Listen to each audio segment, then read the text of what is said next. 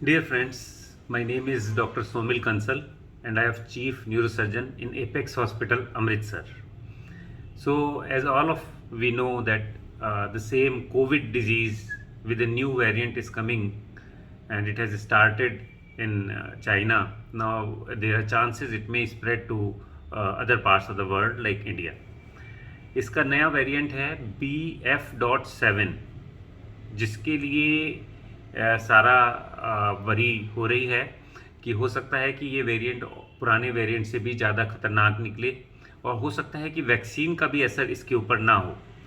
तो हमें जानना है कि भाई इसका बॉडी पे क्या इफ़ेक्ट होता है। बीइंग ए न्यूरोसर्जन मैं आपको इसके ब्रेन के ऊपर या नर्वस सिस्टम के ऊपर होने वाले इफ़ेक्ट्स के बारे में बताऊंगा। जो इस बीमारी में सबसे कॉमन है अफेक्ट, जो कि 10 में से 3 लोगों में देखा जाता है, वो है ऑल्फैक्टरी नर्व का इन्वॉल्वमेंट।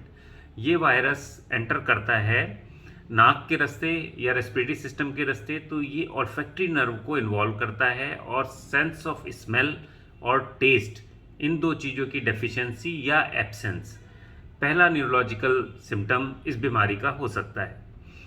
इसके बाद ये बीमारी अगर परसिस्ट करती है या बढ़ती है तो 8 से 10 दिन के बाद कुछ लोगों में एन्सेफलाइटिस करके, जिसके लक्षण होते हैं सिर में दर्द होना, उल्टियाँ आना, कभी कभी बेहोशी होना, एन्सेफलाइटिस एंड एन्सेफलोपैथी, इस तरह की बीमारी में ये प्रोग्रेस कर सकता है।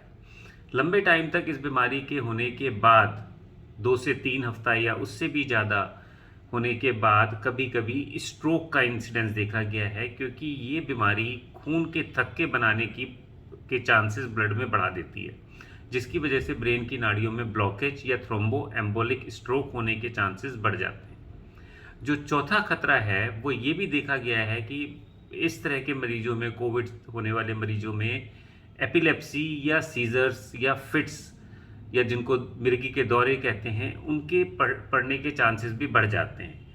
और स्पेशली जिन लोगों को पहले इस तरह के दौरे पड़ते रहे हैं, उनको ज़्यादा चांसेस होते हैं कि अब इस बीमारी होने के बाद वो दौरे ज़्यादा हो जाएं या उनका कंट्रोल करना मुश्किल हो जाए। जो 5वीं कॉम्प्लिकेशन है इस बीमारी का, वो यूजुअली थोड़ा लेट स्टेजेस में देखने को मिलता है, जिसको गुलन बारी सिंड्रोम कहते हैं।